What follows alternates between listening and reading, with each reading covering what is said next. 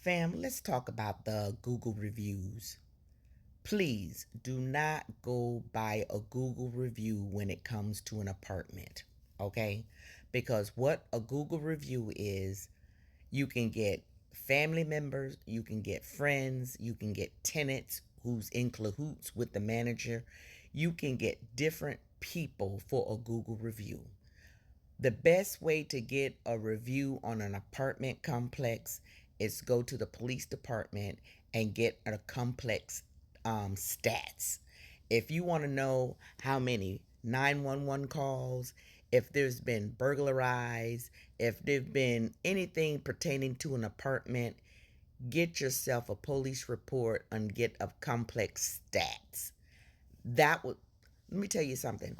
I moved into an apartment complex and had nothing but high ratings. Nothing but the best ratings. You probably found a few negative reviews, and that's another thing. They can remove on Google, if you have a Google account, you can remove negative reports. So they'll leave a few negative reports, and then they'll chop it up and say, oh, that was an angry tenant was about to be evicted. Okay. So they'll delete most of the negative reviews, but the ones that they couldn't remove is probably the ones that they miss, and they say, "Oh, things happen, negative tenant." That's not so. That's truth. That's truth right there. The thing about it is they get so many positive reviews, nothing too positive like 5 star. They'll have a couple of 3 stars and they'll have a couple of 4 stars, mostly 4 star review, okay? And they'll say and they'll get tenants, they'll get friends, they'll get partners in crime, they'll get all these people for a Google review and have you go there thinking that it's the best complex, okay? It's the best complex. And you say, okay, anybody can live anywhere for a year.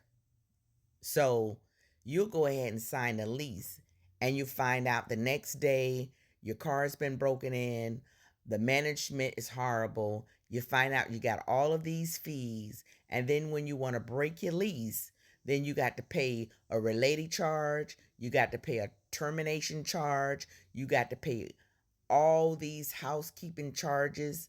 You've got to pay so much to come out of that an apartment that was just maybe a less than a 1 star. It was a ghetto. Okay.